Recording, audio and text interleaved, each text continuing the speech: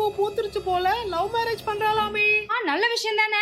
இந்த வயசான காலத்துல நாங்க எங்க போய் அவளுக்கு மாப்பிள்ளை தேடிக்கிட்டு இருப்போம், அவளே தேடிட்டா.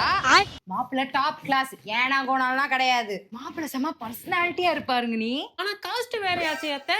ஐயோ, காஸ்ட் எல்லாம் இந்த காலத்துல யாருமா பாக்குறா? கேரக்டர் தான் எல்லாமே. என்னங்க நீ அதான் அவளை போட போறீங்க அத்தை.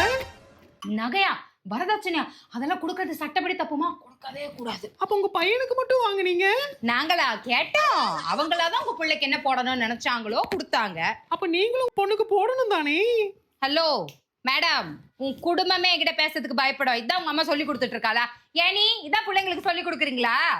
மாப்பிள்ளை வீட்டுல எல்லாருமே கவர்மெண்ட் ஜாப், நல்ல செட்டில்டு வீடு. மாப்பிள்ளை வேலைக்கே போலன்னா கூட பரவாயில்ல, உட்கார்ந்து சாப்பிட்டாலும் 7 தலைமுறைக்கு சொத்து இருக்கு. ஏத்த இதுக்கப்புறம் நாங்களாம் லவ் மேரேஜ் பண்ணா நீங்க எதுவும் சொல்ல மாட்டீங்கல்ல? உங்க அக்கா பார்த்த மாதிரி ஏதாவது நல்ல வீட்டு மாப்பிள்ளையா பாத்தீங்கன்னா நான் ஏன் சொல்ல போறேன்? இது வரைக்கும் நான் உங்க வீட்டு மேட்டர்ல ஏதாவது பேசியிருக்கேனா? அமைதியா தானே இருக்கேன்.